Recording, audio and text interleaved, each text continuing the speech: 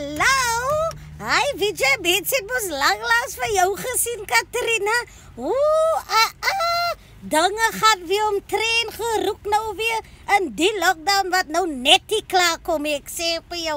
Nee man, het jy gehoor van Fouzi hulle nou weer loop en skei nou van kant tot kant in die tyd en Vijay, my chomma, ek verstaan nie wat nou in die times aangaan nie. Almal breek op, almal skei in die tough times man. Weet jy, die is nou die tye wat ons almal eintlik nou moet saamkom. Weet jy, ons moet nou eintlik liewer wees vir mekaar in hierdie tye. Want is nou COVID nou, die levels verander dat nou soos Eskom is. Weet jy, daar is nou nog tyd nou nog vir huwelik opbreek en al die dinge nie. Things are just getting out of hand, my friend. Vijay, ek verstaan dinge raak swaar daar nie geld is nie.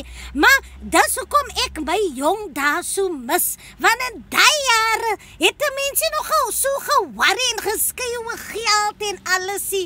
Verstaan jy? 'n mens het geliewe op liefde en gebed en al die tipe van dinge. En daar sal altyd 'n uitweg wees. Maar deesdae glo mense nie meer aan 'n positiewe uitweg.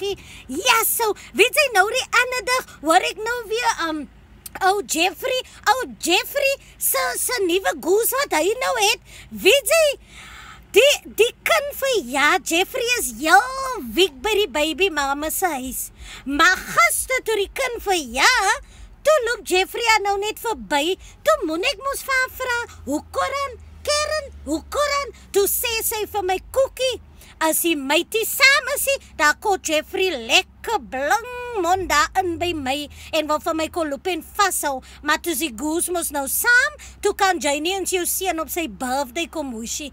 As mos sy reggie man, die maas het agterna ko.